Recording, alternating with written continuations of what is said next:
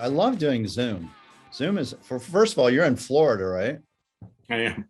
Yeah. So you don't have to come to Tucson, or I don't have to go to Florida. Exactly. And I don't have to go to Santa Fe, which is your other home. How long are you in Florida every year? How much of the time? Well, we used to own a place in both places, but we don't own a place in Santa Fe anymore. So we're here. This is our home, Miami. So this, my Yeah. mom's across the state. My daughter and grandchildren are here. And then I'm back quarterly, including 6 weeks to 2 months during the season. And so which one feels like home? Home is a state of mind, Mark. Yeah, I agree 100%. People always used to ask me that question, when I would be, so do you like Tucson or you like Santa Fe better? And I always say yes. Because I think when I'm in Santa Fe, I feel like that's the best place in the world. And when I'm in Tucson, I feel the same way. Well, it's really easy to have prejudices and to question people about things that you don't understand. Like, why would I choose to live in the South? Why would I choose to live in Florida? But my 97-year-old mom's here, needs help. My daughter and 2 grandchildren are here. My Buddhist center and my teacher and my Buddhist community are here. My business and all my old friends are in Santa Fe. So what's home? Yeah. Yeah, I get it. They're both home. Yeah. And I totally can see why you'd want to live in Florida when you have the most important things, really, family, spiritual connections, grandkids. That all makes sense. Yeah, that's right. And I'm lucky. I've got somebody that can handle the gallery while I'm gone. You know what Santa Fe gets like in the winter. I do. So. Well, and also you can get out of the winter of Santa Fe, which is not easy, in my opinion. It's cold, it's long, and there's not a lot of tourists. Exactly. I did it for 20 years, I know, and I was never there in the winter. Yes, I know. Fortunate to have Michael Ettema, who now does appraisals. Let's give a shout out to Michael Ettema. If you need an appraisal, he's fantastic in Santa Fe. Yeah, he is great, actually. I don't know if he's a good friend of mine too. Yeah, we're in some communication, actually. Yeah, excellent. So I have Lyn Fox on the Art Dealer Diaries today. Lyn is known for his pottery, Pueblo Pottery. He's a specialist in that field.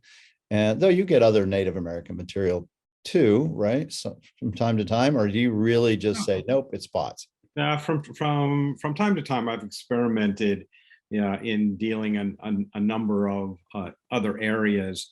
But really all I have now is pottery and traditional kachina dolls.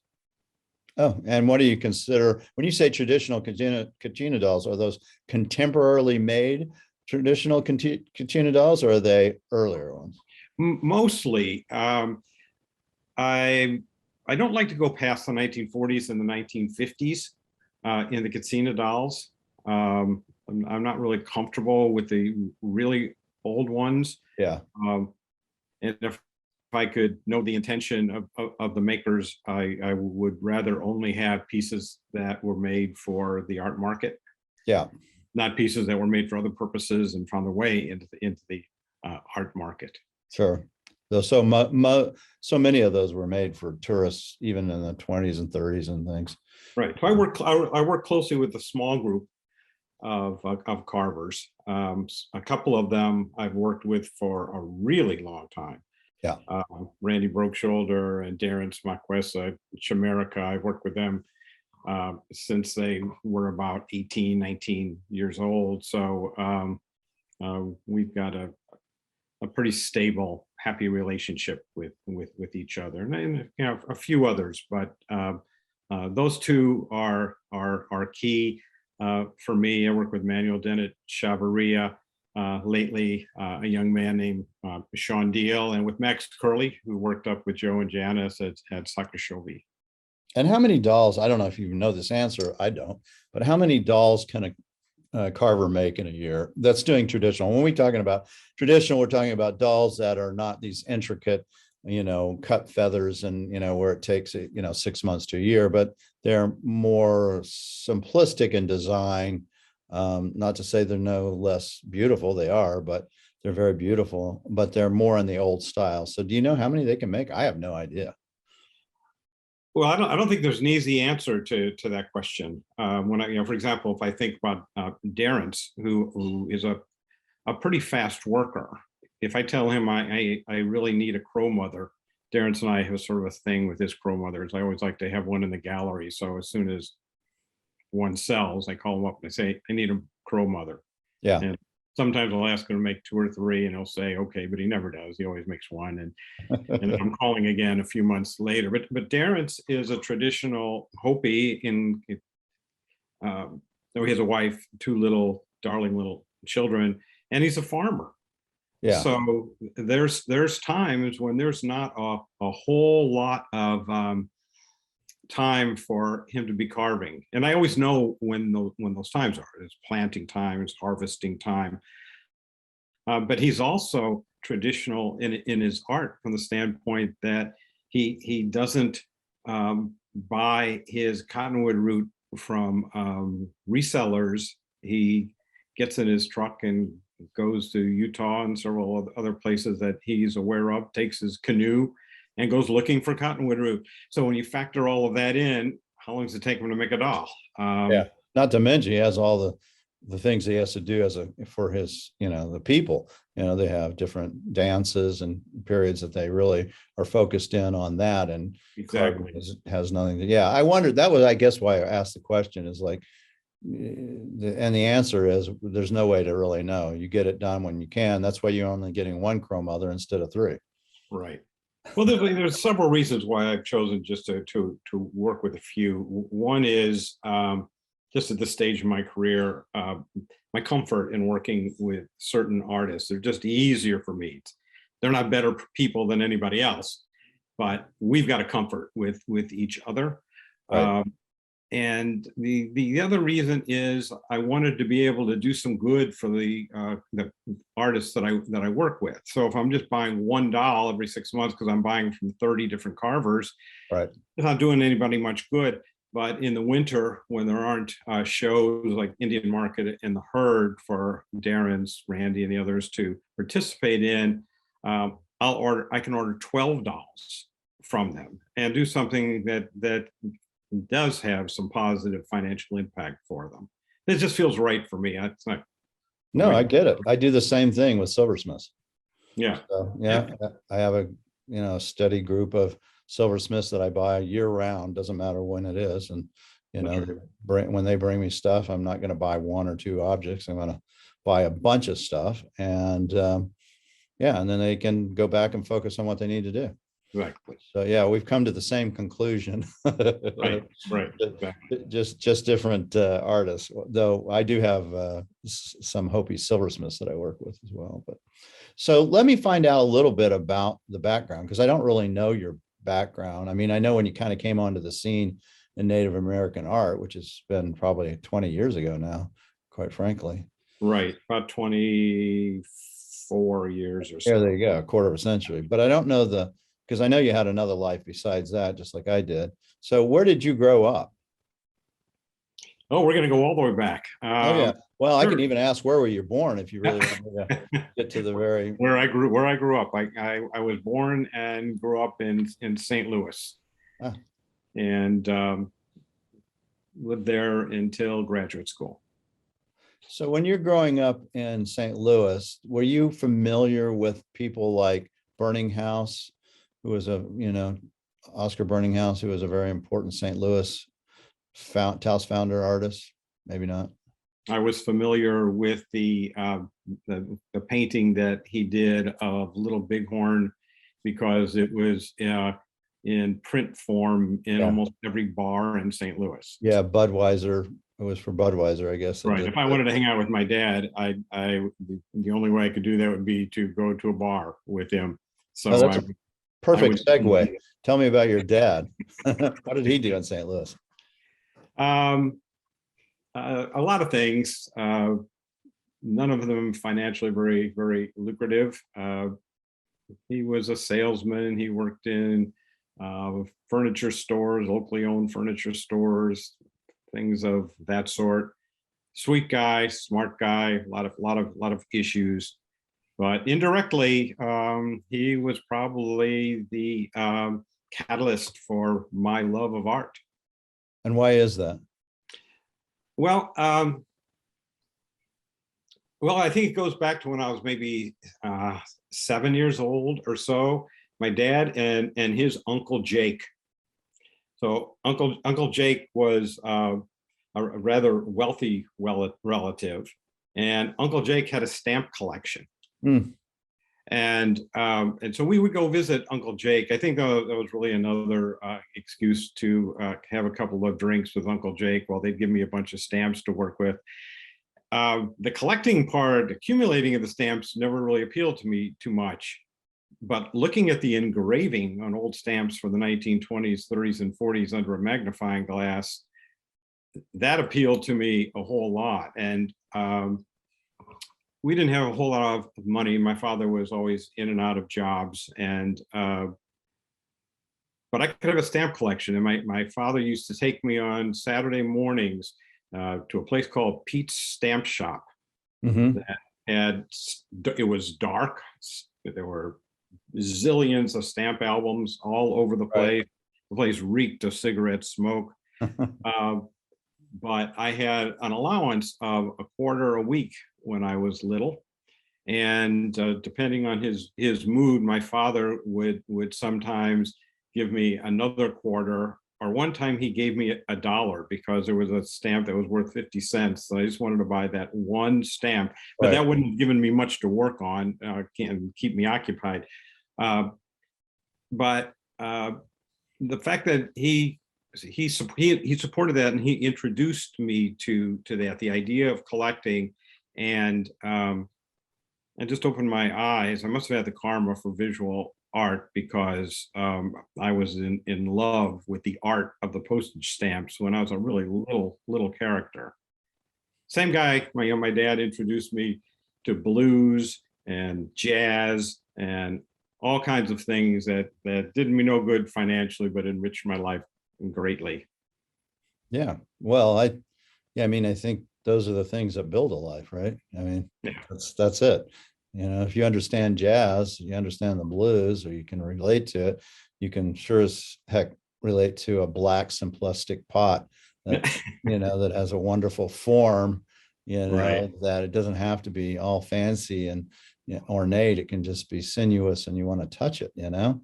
Right. That's what the blues is anyway. So you grow up and so first of all, I'm going to ask, do you still have any of your stamp collection?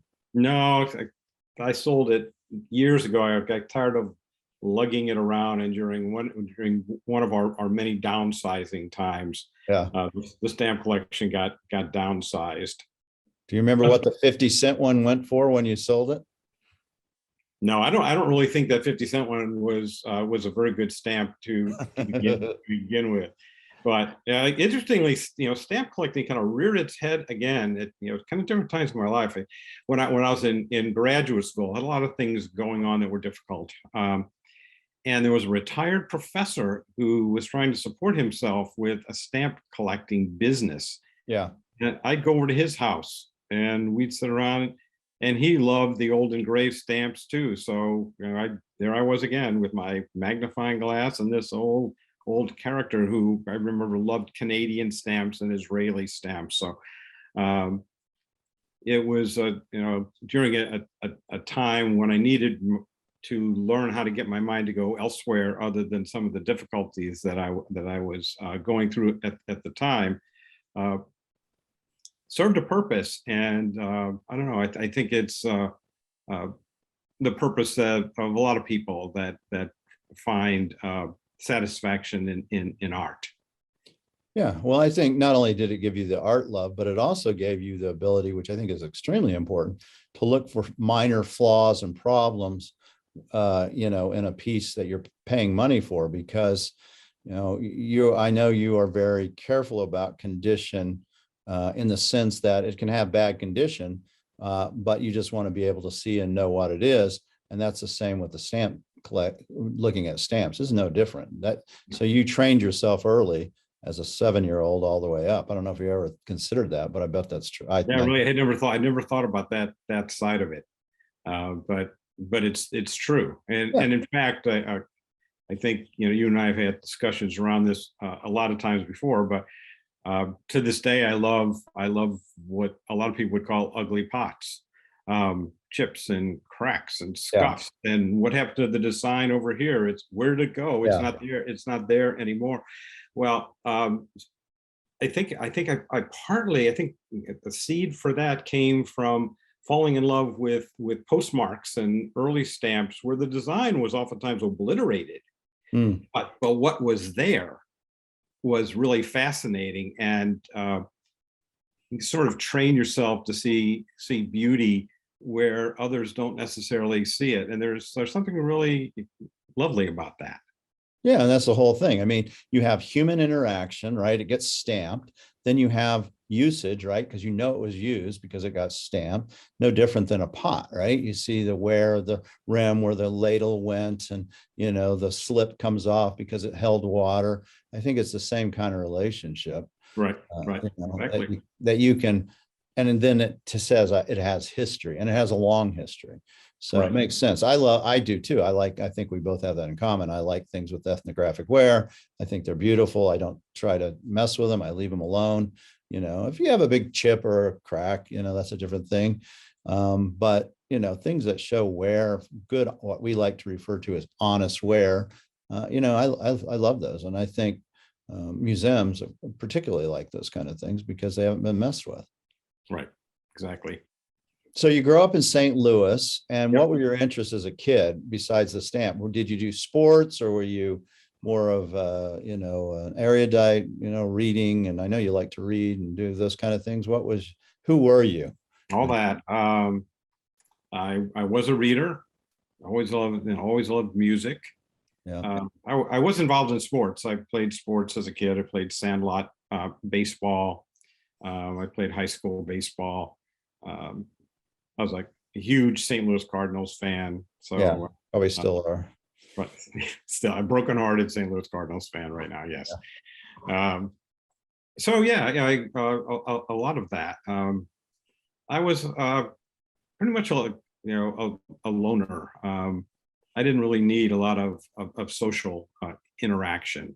I was happy listening to the 1947 small group recordings of Louis Armstrong and holding Mark Twain books in my lap and trying to do both of those things at the same time, which is all pretty odd for an 8 or 9-year-old. Everybody else is listening to Elvis Presley, and I'm listening to small group recordings of Louis Armstrong. So, my family and a number of my friends all thought that I was a fairly odd little kid.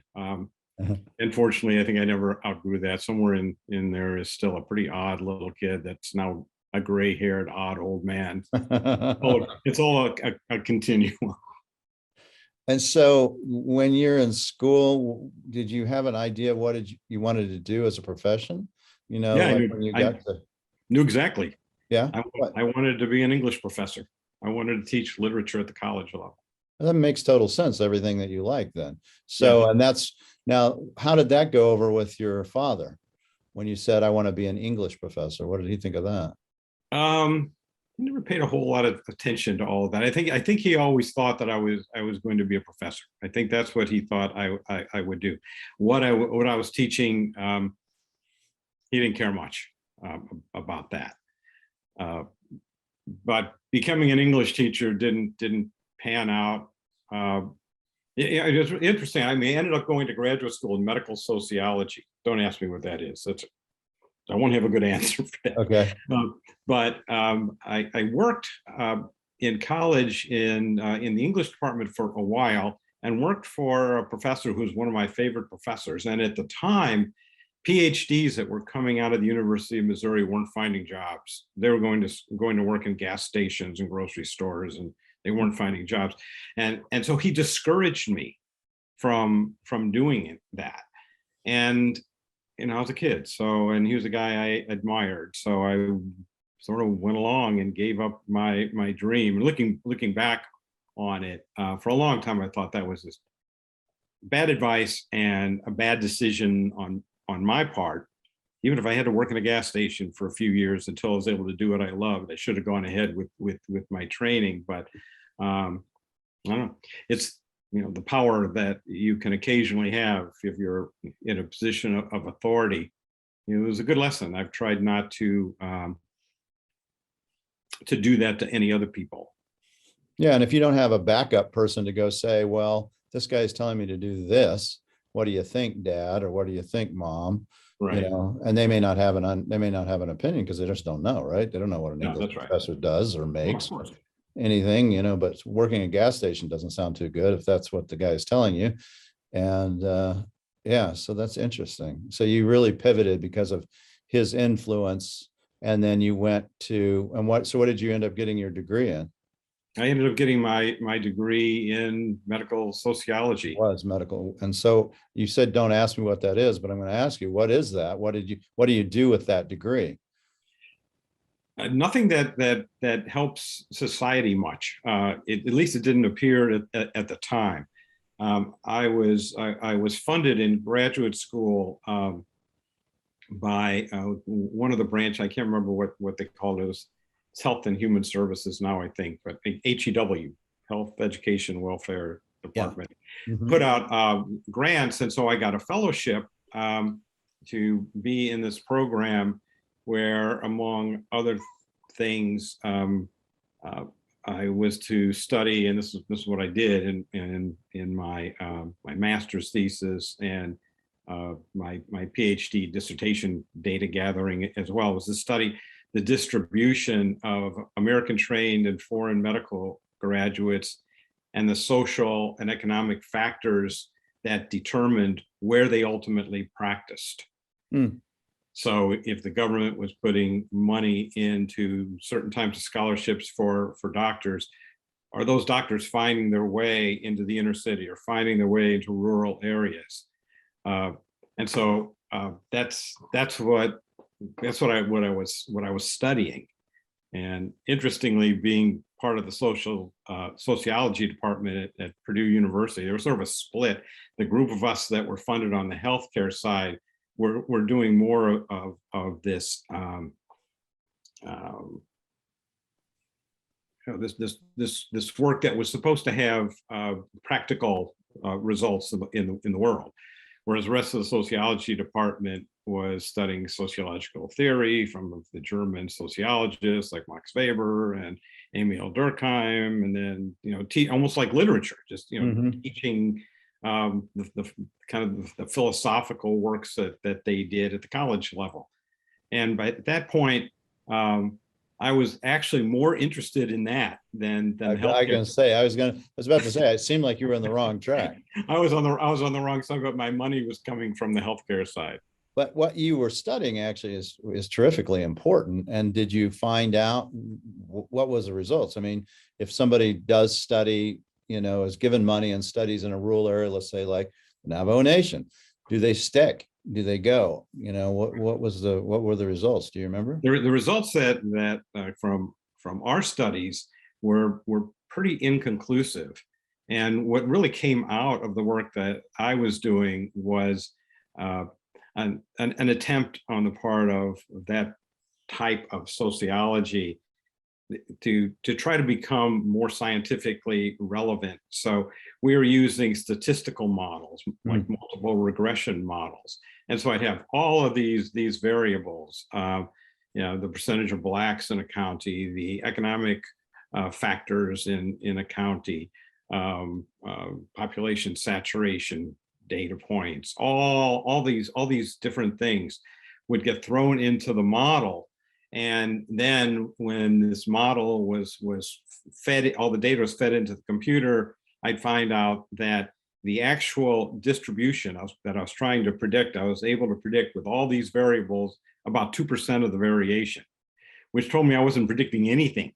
Yeah. And so that kind of, it reduced my interest in continuing along that track. Some of my friends did continue and became pretty important people in the 70s and the 80s in the government. Well, my office mate became the head of the end-stage renal disease program and stayed with the government, where I ended up doing some government jobs, working with physician organizations. I don't know if you remember the old PSRO program, the old utilization review on the Medicare side. I ended up being a statistician for companies that did that until I started to experiment with dealing art privately. So when you're in college, what year are you, this must be a Vietnam era for you, correct? Yeah, What year did you graduate high school? 67. Oh yeah, you were right in the frickin' Right. heart of it. Yes. And so you, because you were in school, you were managed to get a deferment for school. I was 4F because of a high school baseball accident. I ripped up my knee. Oh, okay. Well, that So was, it wasn't an issue. do you think that affected you in the way you look at life and how you do things? Because I mean, your compadres, people your age are going to, you know, going to Vietnam. Kent State's not far from Indiana. I mean, there was a lot of stuff. You love music. You have all this music revelation and, you know, changes that are going on.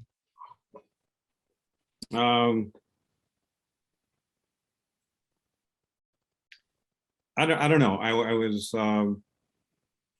was pretty anti-war at the time, so I did get involved in a lot of political activities at the college level. I didn't burn down any ROTC buildings or anything of that sort, but I understood the people who did. So I don't know. I'm not sure where you want to go with that question. Well, I mean, that tells you something. I mean, that tells you had a strong opinion of what was going on, and that probably translated through the rest of your life. I'd say it did. Yeah, I don't know. I think my father was probably involved in a lot of that too. My dad was he was a Pearl Harbor survivor. Oh, wow.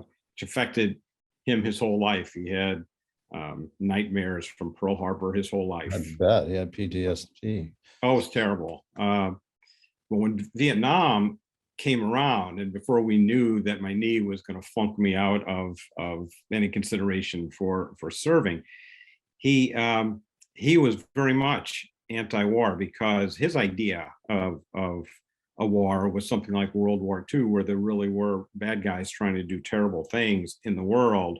He couldn't figure out who the bad guys were in Vietnam. And he and I would talk about it, and you know, he didn't want me to go. And if I ever got drafted, he encouraged me to try to go to Canada or do something like that, and do anything besides go someplace where my life and other people's lives would be harmed for questionable reasons. So he implanted, or at least supported, a lot of my ways of thinking around that. I mean, it makes sense if you're on that. Was he on a ship in Pearl Harbor? Yeah, he was actually on leave, and was coming back on December 7th, coming back to his ship, and he saw smoke. And he told me there was a municipal fire alarm, and he didn't know what was going on. So he pulled the fire alarm to see if he could get the fire department to come, because there was a fire on his ship. And then he started to hear all the noise and all the rest of it. Yeah. Did he ever talk about it, or did he? Not much. Yeah, I wouldn't think. No, not much. They don't have mental. People didn't understand, you know, how devastating these things were to people. And they didn't really have the resources, I think, to you know, help them. And so they just kind of bury it deep inside. I used to see this when I was in the military as a physician. I'd see people that had, you know, still World War II guys that still had problems. I didn't really want to talk about them. Like, right. this could be some of your issues. They would just self-medicate. I mean, that's what they did. Yeah. So my father was a pretty wonderful guy. He was a beautiful guy, inside and out. He was funny. If he was sitting right here while we were doing this interview, after a few minutes, you'd ask me to go make a cup of coffee and go sit in the living room because you wanted to talk to my dad. It was always like that. But I knew how hard life was for him on the inside, and so it was heartbreaking. Yeah. Always wanted to fix it. I would try to fix it by talking to him, but I was a kid and I didn't know how to fix things that were way bigger than me. Yeah, no, no, you can't. Yeah, and you can't even understand it completely. And if he doesn't talk about it, which that makes sense that he wouldn't, that, you have to deal with that. That affects you. It affects, Right. your children, it affects maybe even your grandchildren. You just don't know. Right. So on that happy note, we'll move, I'll move on to, so you now become a statistician working for the government, but you start to fall in love with art and deal in art. What were you doing? Um,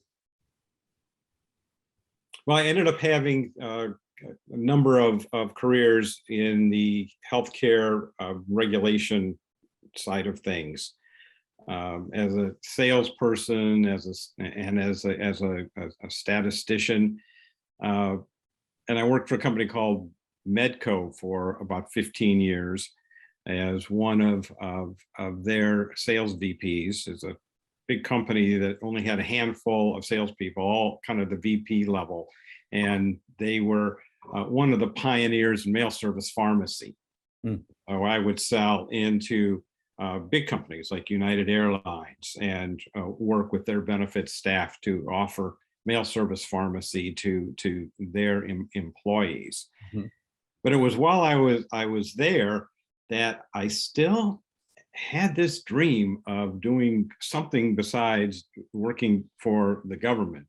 And the things that I wanted to do at that point was I wanted to either own a bookstore or own an art gallery. And interestingly, and it's just the karma of the thing, I guess, about that time, so we're talking like early 1990s, my wife's sister was doing massage therapy work, education, going to massage therapy school in Santa Fe. I don't know if that school's even there anymore, but we went to visit her, and I'd never been to Santa Fe. But I was all excited about it, and of course, I started reading all these books, and so I was falling in love with Santa Fe before I even stepped one foot in New Mexico. But I remember one of the books that I read talked about how pottery was sold by Pueblo Indian people. Well, that was such a romantic, wonderful, exotic notion for me. But I remember in one of those books I also read that Pueblo people, particularly the potters, don't like when Anglo people, when white people come to buy from them and think they have to negotiate like they would negotiate buying a car. Right. It was actually rude. And so we got to the airport. It's our very first trip to Santa Fe. We got to the airport and we went to Cochiti, Pueblo, because in one of those books it said, watch for houses that have a sign in front of the house that says pottery for sale. You know those signs, pottery for sale.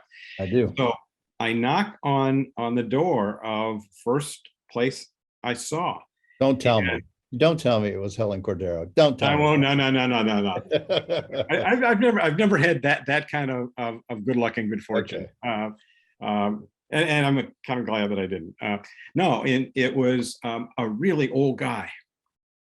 A really old guy opens the door, and I say, "You see, you have pottery for sale." So I was wondering if I could see it. And he said, "Oh yeah, my wife makes this pottery. I'm not gonna mention the name of who this was." So I go in, and it's got there's a couple. They've got a little corner with some bookshelves and some little storyteller figures. Yeah.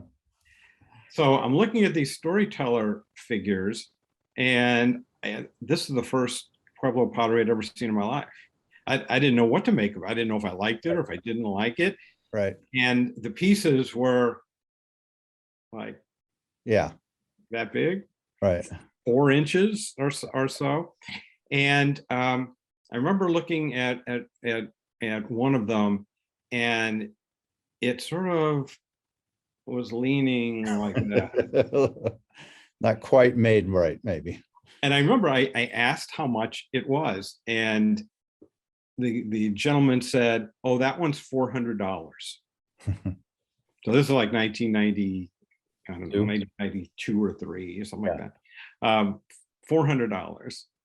And I was looking at it, and Ellen's right with me, and she's not saying a word. She's standing there, and I just couldn't help myself. And I said, maybe I shouldn't say this, but that just seems a lot Right. for that little piece. I didn't say it, sort of leaning over Right. that way. He said, you know, you and your wife seem like really, really nice people. So I'm going to give you, and he took something like $50 off. Yeah. And so I bought that was my first piece, and I bought it for $350. We then went to Santa Fe, and our first day there, we went to the plaza, of course, and I went into Packard's, the old Packard's. Yep. And they represented some of the top storyteller artists of the time. Right. And I remember there was a large piece by Mary Martin, not the Mary Martin who played Peter Pan in the movies. Right. Mary Martin, the storyteller artist. That piece, instead of like mine, that one was 10 inches. Yeah. It didn't lean like that. Yeah. It was beautiful, and it was $300. Yeah. And that was one of my first lessons in humility around Pueblo Pottery. Although we kept that little piece for a long time. Yeah. Original one. And I went back, and once I had my shop, I kept buying from them, and I could never sell their stuff, but I'd buy from them anyway. There was just I don't know, the whole thing, you know, they and the experience just touched my heart. Yeah. Connected you. Yeah. It did. Connected. It did. I'm grateful to them to this day. Yeah. No, there are people like that. Minnie V Hill would have been that way for me. Yes. One of the first pots I bought, you know, and she was a very competent, and I don't know if she's still alive, but she was a very competent artist. But not, you know, someone who took it to a different level. She liked her lane, and she kept in her lane, and then she did beautiful polychrome stuff, or does. I don't know if she's still making them, but I don't know if she is either. But I remember going and buying stuff from her in like the 80s and going, oh, this is beautiful. And it's that interest, you know, when you get really, and you got to meet the artist, which I think is a big deal, you know, because you get to understand what goes into making these things. It's not, you know, there's a big component of how you know it better than anyone, you know, getting the clay, cleaning clay, saying the prayers, doing all the thing, firing outdoors. I mean, it's an intricate part of not only the art form, but of their culture. And so you feel that if you get the right artist that really takes the time to explain that to you, you know, you can get very much involved and love it. Yeah. And right. And so in 92, you go on this trip to Santa Fe, and then how long is it after that you go, I've got to get out of doing this medical stuff? Well, I started my business in 97. Yeah. And I as a collector, I really wasn't a collector for very long, just a few years before I realized that I'd never have enough money nor enough space to collect all the pieces that I was interested in having around me and to learn from. I started as a part-time dealer in around 1997, and by then I had moved away from contemporary completely.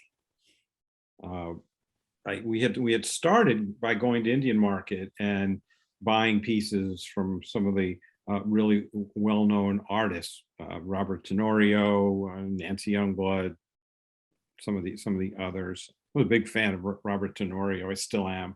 Yeah. But then somewhere before 1997, so maybe 1995 or so, I went to an antique Indian art show, and Al Anthony was there. I hate to plug my competitor, Al. No, you got to plug him for sure. He's also a good friend of mine and was my mentor in the business for a long time. Mine too, by the way. Oh yeah, Yeah. We'll have to talk about that sometime. Yeah, absolutely. So Al, I remember he had on his table, he had an old, really beat up Zuni water jar, and I to this day I love really beat up Zuni water jars. Right. So he has this beautiful but really heavily used Zuni water jar, and it's got James Stevenson's signature on the bottom, indicative of the Smithsonian's early forays into Mexico and buying from the Zuni people. And so I looked at this pot, and I can't remember the price he had. It was high. He had $10,000 on it, or some big number. And so I was a little more full of myself then than I think I am now. I don't know where that full of myself went, but it went somewhere. But at the time, I was really inflicted with it. So I remember I told him, I was thinking I was really going to trip him up, and I said to him, why would I spend $10,000 on a pot that has a big chip out of the rim? Half of the design is gone. Look at this crack that's coming down from. I mean, it's got some kind of black gluey looking stuff that's in it. That's not pretty. So why would I buy that when I could go to Indian Market and get this perfect piece by Nancy Youngblood or Robert Tenorio or one of these famous people that's just absolutely perfect?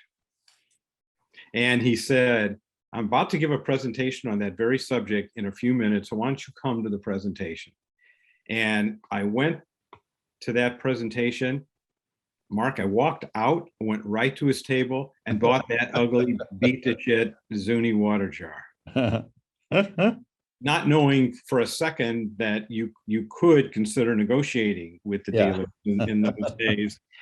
They may not even thought they could get that high price on the piece, but so that was it. I mean, and how long did you keep that jar before you sold it? Do you remember? Yeah, I do remember. I kept it for a few years, and then I did my first White Hawk show, my first antique Indian art show, which I think was in 1999. Yeah. I didn't know whether I had the ability to transition from being a collector and selling things I loved into being a dealer. Yeah, that's a big deal. That's a big deal. So that was the first piece I brought to test my moxie when it came to that. And a collector who's now deceased, who you would know, came up to me, and darn if he didn't point to that one. And he said, what can you do for me on that? So here I am selling my favorite piece of pottery, and here's somebody that wants me to take less money than I want for it. That's when I learned whether or not I could be a dealer. Yeah. So you took a little less. I sold it. Yeah. Yeah. Yeah, that happens. I mean, sometimes it's interesting though. I think as we go along in life as dealers, we often just try to get it priced right, and then we don't have to do any of that stuff. And we know what a piece is worth, and just, this is what it's worth. Right. Yeah. All that playing around with the cost of things. I don't do that anymore. Yeah. And Al doesn't do that either, really, quite frankly. No, that's right. Yeah.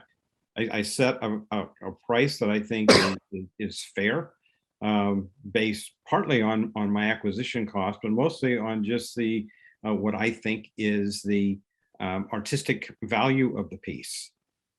And it's guesswork. It isn't like buying a pound of roast turkey at the delicatessen.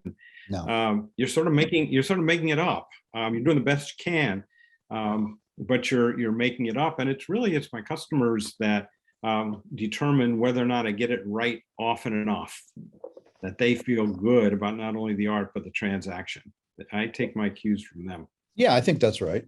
And there are objective criteria that are out there. I mean, I've done it long enough, and you have too, that you've sold enough, that you've seen enough. I mean, it's surprising. I mean, we could have a pot that was very similar and we'd probably come up with fairly similar values.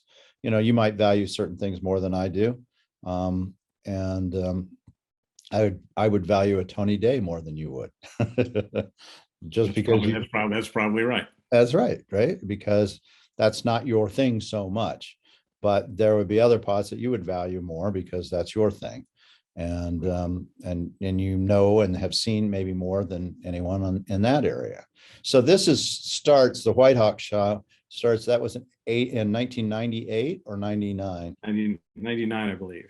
1999. Okay. And so where are you living at this time? At that point, we had just moved full time to Santa Fe. Okay, so you made a big deal then. You made this jump, and I want to find out about the jump. So where were you living before you went to Santa Fe? We were in Chicago. So you're in Chicago and you're working for the government still? I was working for a private, at that point, Medco was a privately owned company. And that was the last company that I worked for. Yeah. And so what was it that flipped you and said, I'm doing this? Well, I don't know. There are a couple of things. There was a night that I listened to opera and drank scotch at Al's house and started feeling him out about the idea of becoming a dealer. Yeah. I thought he wouldn't like it. I thought he would think, oh, here comes, somebody to be a competitor. He didn't care. No, he didn't care at all. So he encouraged me. And then about that time, I had a hilarious conversation with Robert Nichols, who was a really, really good friend of mine. In my first years of owning my first gallery on Canyon Road at Delgado. You remember those years. I asked Robert, what's it like to be a gallery owner? Because I'm thinking transitioning from just being a private dealer, just buying something and calling somebody on the phone or going to a show once a year, to actually opening a gallery, which that was my dream. And so Robert said, and none of this will be a quote, but I remember this conversation very, very clearly. He said, well, here's what happens. In August, all these people come to Santa Fe, and almost anything you put in your gallery, you're going to be able to sell. You'll make a whole lot of money, and you'll think, man, I'm just the best art dealer there is. And then for the next 11 months, your money starts going down, down, down. Your credit card bills go up, up, up, up, and just about the point where you have no more credit left on your credit cards and all your money is gone. It's August again. And I remember I said, and that's what you've been doing for 30 years? And he went, yep. But it was really, really interesting. I mean, there's there's a handful of people who do really, really well and do make a lot of money in the art world. But that's the minority. That's a vast minority. By and large, you do this because of your passion for it, and you hope every year you do enough that you can keep coming back the next year. Yeah. Well, and I think part of that is when you specialize in one field, it is also harder. If you just do pottery like you do, and Robert Nichols just pretty much did pottery, I think it makes it more difficult.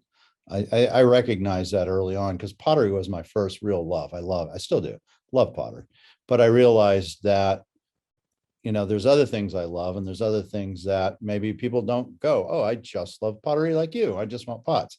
They might go, well, I'd like something else to go with the pot, like a painting. And so I do think that some of it is by being, when you really specialize in a small field, it makes it harder. I think Mark Winter is a good example of somebody who actually has been able to pull it off dealing just in textiles. He's managed to really make that and work and do very well for himself. And I think you've done very well for yourself as well. But there is some definite truth into what you said, because after, we were in Santa Fe 20 years and, after August, I'm gone. And, January, February, March, April, you might not have the days, there might not be anybody that even comes in the door. Right. And so Well, go ahead. we all operate differently, and we all sell differently. And I think what I learned about myself, because I did dabble a little bit in jewelry, and so I like the old jewelry, so I had old jewelry. Yeah. I had weavings off and on from time to time. The problem for me, and what I've finally just come to peace with about myself, is I have to have the passion, or I just won't be able to sell that other stuff. No, I agree with that. And in a different world with a different me, maybe the circumstance wouldn't have been like that. Yeah. But now I've kind of come full circle in my business. It started out that there was there really wasn't much of a border between my collecting self and my dealing self. The pieces I had in my small business of high-end historic Pueblo pottery were the pieces I loved. I didn't buy any pieces I didn't love. And then as the years went on, I would try these different things. I'd try jewelry, try weavings. I'd have an opportunity to buy a 1940s water jar from Santo Domingo or one of the Pueblos. I didn't love the piece, but I thought, oh, that's a good price point for me. Yeah. I should have that one in the gallery. 9 years later, that one's still in the gallery. Whereas other things that were far more expensive had come and gone very, very quickly. And so what I try to do now, whether it's with Kachina dolls that cost just a few $100s, or historic Pueblo pottery, I try to lead with my heart. I try to lead with my collecting heart. And if it's not a piece that I love, and if it's not a piece that when it sells, I have a little pang of regret that it's leaving, because I may never see another one like that. Yeah. Then it's not going to be part of my business. And I was looser like about that even right before the pandemic than I am now. So I get it. I think we're very copacetic in that way in a lot of ways. And if I get a great piece that I know I can't keep, or for whatever reason, I'm unable to keep because I have to sell it for the family or whatever, I often will sit with that piece by myself in a room and enjoy it and just take in all the mana it has, knowing that it's the last time I might ever see something this magnificent or interesting or whatever. It doesn't mean it has to be expensive either. And so, because it does give me joy, and it's like, I want to enjoy this moment, because we're both come from collector basis. You're a collector, I'm a collector, and we still have that mentality. At least I assume you do. I assume you still collect for yourself, right? I don't. Oh, interesting. Well, now here we learn, because I still do. Well, I do. I say I don't. I don't bring the best pieces home. Yeah, but what's the best piece? I mean, that's the thing, it's a judgment. But I remember I had a conversation with one of the dealers I've been friends with for a long time, and years ago, and this particular dealer said to me, one of the great things about being a dealer is when you get something that's really rare and really fantastic, you can take it home. You don't have to sell it. You can just take it home. As soon as I heard that, I just rebelled against it. That was just the opposite of the kind of business I wanted to have. If it was my best thing, I wanted it to go to my customers, and I wanted them to know that the best things were coming into the gallery. And if I called them up and I said, Joe or Mary, I've got this fantastic thing, they're not thinking, well, I'll bet it's not fantastic. Lynn takes the best pieces home. This is the second most fantastic, maybe. But I didn't want to have a conflict like that. It felt like I was competing with my own customers, and I didn't like that. Yeah. So how I have managed, what I do is when I have contemporary shows, which now my business is a lot about contemporary art, right? So when I have a big show for an artist, I always let my customers have the first crack at it. So I don't do exactly what you're saying, because it's very easy. I could cherry pick a piece. And having said that caveat, if it goes through opening day and they, and it's been on the web, they've had all the opportunities, people have had the ability to buy something, and then no one has bought it, then I feel fine. Okay, I like this piece, and I have no problem buying it at that point. But I always do let them have the first crack. And then, of course, when you get certain artists, then you just don't get anything ever. You have a show for Glendine, you get nothing. Ed Mel, you get nothing. And so then I have to buy the art. Often I end up buying it at retail or more at an auction or something that when I find it. So, and which seems crazy, but that, so I do understand that. And I think you do have to give your clients the ability to have a crack at the best. I do think. I actually do have a few pieces at home, but people would be really surprised at the pieces that I have at home. Yeah. I don't have the 20 by 20 Santo Domingo storage jar from 1880. That's where that's at my house. 25,000. I've got yes, I've got a little turn of the century Zia chili bowl. Yeah, but I bet it's a great chili bowl. Chips and cracks. I bet it's a great little chili bowl. I love it. I love Chanto Begay's paintings too. So I have a little Chanto Begay paintings about this big that I got from you years ago. That's a lot of the Chantos in my house. A lot of the Chantos I have, I bought at Indian Market from Chanto. Right. So, and I buy art from other dealers at shows and things like that as well. And just like anyone else, I write the check if I want to get it. And so, and I think that's important for people who listen to this and watch this, is that one of the things I think we both know, if you see a great piece and you really love it, buy it. Money is less of the issue,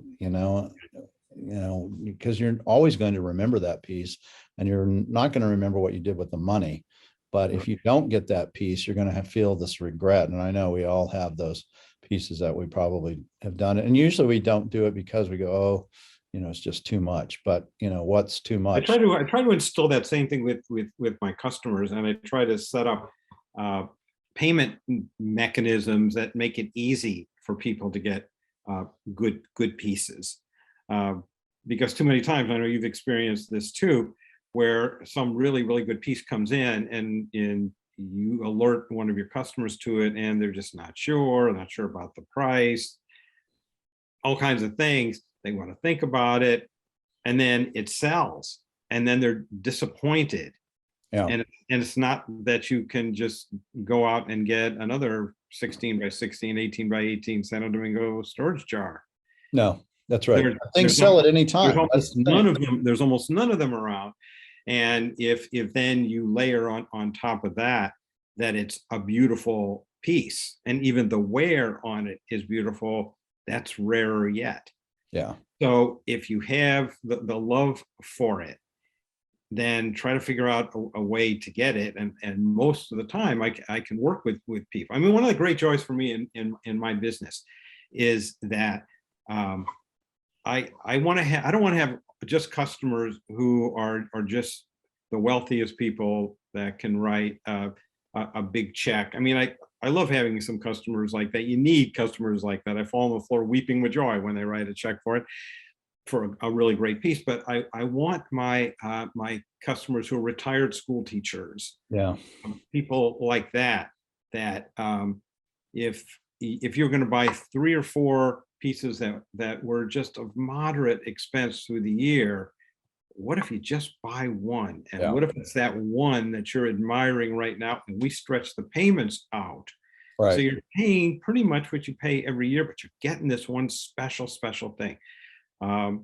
So I try to advise people to really think about what kind of collection they want to have. What do they want their collection to look like in 4 or 5 years? There's nothing wrong with wanting to have a variety, wanting to have a couple pieces from every pueblo or something of that sort, or having all of your bookshelves filled with lots and lots of pots that you love. But if what you would rather but you get more satisfaction yourself out of if it's having 4 or 5 really great things. Yeah. Then keep that goal right in front of you, and we can usually work that out. And so I've got quite a few customers that now have transitioned from buying 5 or 6 lesser valued pieces to buying just one really good piece this year, and maybe it's the only thing they get for a couple of years, but then they've got something special. Yeah, I agree with that philosophy. We do the same thing, and we work with people so they can, are able to do it over a period of time if it's a really expensive thing and they're stretching their limit anyway. And I agree. I'd rather have, as a general rule, one great thing than 10, middle of the road things, Right. just, and you have to rely somewhat on the dealer, I think, their expertise and knowledge, and say, this really is truly a great thing. It's worth it. And we've both been in business long enough, I think, to develop a sense about us that we're not doing this to sell. We're doing this because when we say those things, we really do believe it, or we wouldn't say it. Right. No, exactly right. And it's a tightrope, right? Even when I'm trying to explain to somebody why I think something is a really special thing, I try to make sure that I'm not entering into some kind of a debate with them over whether they should like it. It's still just art. Yeah. And so what easily goes into my heart isn't necessarily what easily goes into somebody else's. I just want them to do what Al did for me years ago, and be able to open their mind up and to see beauty in maybe less conventional ways. Yeah. So now you've been doing this as a business since 1999, right? And yeah, about 97 started as a part-time. Yeah. So Yeah. long enough. Long enough. Long Yeah. enough to learn a lot of things, to see a lot of things, to make mistakes, to do well. Right. And you've been in Santa Fe that whole time, pretty much with the gallery, pretty much that whole time, right? I mean, you've Yes. changed, you've gone from one spot to another, but where you've been now in Santa Fe, which is a lovely space, you've been there 10 years, maybe? No, I moved off of Canyon Road. I think been in this space only, no, I can't remember, 4 or 5. Is that really? You sure? Mhm. Seems longer. Yeah, yeah. Maybe it is. Okay. Maybe just because I'm not in Santa Fe anymore. And so I don't, You came in the first week I was there, I think. Yeah, I remember when I did, and it was beautiful. I remember. I may have even I think I bought something even, maybe. You did buy something. Yeah, that's what I thought. I remember. It was like a Nancy Youngblood or something. I don't remember what it was, but I yeah. do. It was What was it? it was a Hopi piece. I think it was a Mark Tabo piece. Could be. I don't remember, but it was something that I liked. I remember. Yeah, I do remember it because I go, I'm one of your first sales in your new place. Might have been the first. I think I might have been the first. And I do remember wanting to go in and support you. I return that favor every so often. Yeah, no, yeah. Well, and that's right. Just because we love what we love. And, a dealer can buy from another dealer and even pay full price if it's something that's great and they recognize it as that. And my full price may not be your full price, and vice versa. Because again, you may have a Tony Day or something like that you feel, I'm very happy with this. And I go, no, I still see more room in this. So, and the key is the piece. Again, I think it's less the price and more the piece. So I agree with that completely. Yeah. A great piece, you can pay really. I mean, I remember chasing a rug one time at a show. It was a great saddle blanket. And I watched it go through like 6 people's hands, each time raising it $200 to $500, from like $200 to when I finally got a hold of it at like $2,500 in a matter of an hour. And I just, kept chasing it around and I couldn't get it. And I was still happy to get it at the 2,500. It was just a beautiful object. And each dealer made a little bit on the next one. And finally I was the last one standing and got the piece. So having done this now for 20 years, any advice to somebody who's thinking about going into our business? Because, we'd like to see young people, continue to come in, like Al mentored us. We need to mentor those people. So what would you say to people that go, maybe I want to do this? Well, I think one of the things I would do is to uh, beware of the people who are naysayers about historic, for me, historic Pueblo pottery, and in Indian art in just in general. Yeah. That I know I've heard from so many people for so many years that Pueblo pottery, people loving Pueblo pottery is a thing of the past, Hmm. and you can't really make a living doing that. And this generation now doesn't like owning things as much as they like going on trips and having experiences, on and on and on. All these reasons why not, why not? But my feeling is that people that have been coming to New Mexico and Arizona for so many years and falling in love with it, part of what they've fallen in love with is the land, the earth, the sky, the people, the culture, all what's embedded in the art. And my feeling about the market is that it's strong, and all of my original customers, by and large, trying to think of some exceptions. If I look back all the way into the 90s, first people that I was selling to a lot, none of them are active anymore. Right. They either just stopped collecting, decided they had enough, they died. Yeah. And I remember being concerned about that, that what if I don't have this person anymore? And what if I don't have this person? And what if I don't have this person anymore? What's my business going to look like? Will I even have a business? Well, now I've got a whole new generation of people that love historic Pueblo pottery, that love traditional casino dolls.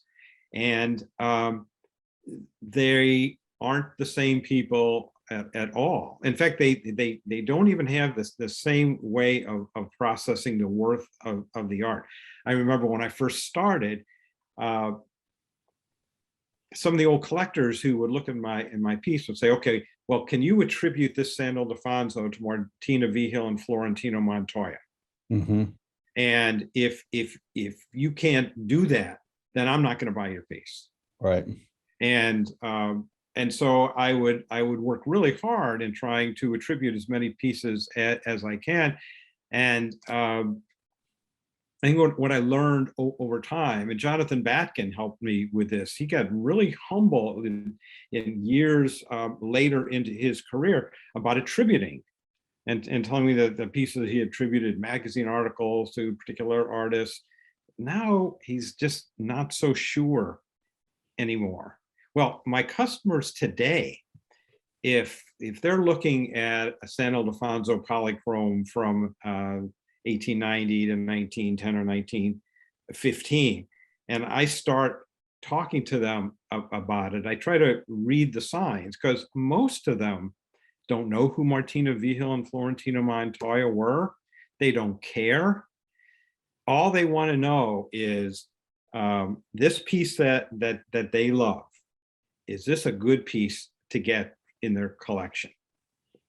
Why or why not? Yeah. And other than that, all the rest of the esoteric side of trying to know things that frequently ultimately are really unknowable. We don't always know. We may think Right. we know. You know, whether a Zuni bowl is from the 1880s or whether it's from 1915, because it has a pronounced Puki inflection in the bottom, and it looks like an 1880s pot. And so it's worth $10,000 if it's an 1880s pot. But what if grandma taught the granddaughter, and the granddaughter is still potting in 1915 and making pots exactly the same way as her grandma taught her? Yeah. Or it could just be the grandma still making pots because she's still alive. She's 114 and she's still making pots. No, Well, 1890 to 1915, you know, it's only 25 years. She could have been making them at 25 and go, I like this is what my mom and grandma taught me, and I'm just going to continue it. The part is that there's a limit, and I think there's more of a limit than we often have portrayed as dealers to what it is that we know. Right. And there's even a limit to how much you need to know. It's old, it's beautiful, it has restoration, or it doesn't have restoration, and now I'm running out. If it's an old black, beautiful Santa Clara or San Ildefonso, now I think I'm doing well if I can attribute it correctly to the right Pueblo. Yeah. Because I've learned over the years that what I thought was for sure Santa Clara pieces wasn't necessarily true. Yeah. Let alone thinking I know if Serafina Tafoya made the piece. Yeah. Yeah. I mean, I've always tried to look at the art first, honestly. Is it a great piece? Does it have great presence? And then, if you can attribute it to someone, yeah, that may or may not even affect the price to me. It's really, is this a great piece? Does this have great beauty? And I've said that over the years, and some dealers have taken issue with it, saying, well, you can't just, how can you say that, and sell it for that when it might be a famous person? It's like, well, might be a famous person. I don't know, but I can tell you about the pot if I like it or not. The most important thing is still, and we're taught this in our Buddhist studies, to let certain teachings touch your heart. Well, I feel the same thing about the artwork, and that's still the most important thing. And when people come in my gallery, I'll tell them, I say, you want me to give you a 2-minute overview of just what this stuff is? I'd be happy to do that. But the rest of it, just walk around and lead with your heart. Yeah. If the piece easily goes into your heart, then ask me questions and I'll tell you the little bit that I know. But the most important thing is, and it's the part that can't really be taught, is, do you love it? It's like trying to explain why you love a certain person. It's unexplainable. Yeah. It's something that happens easily and naturally, and something you just decide, and no one else can tell you to love that piece of art or love that person more than another. So it's still the advice that now I'm just so much more comfortable.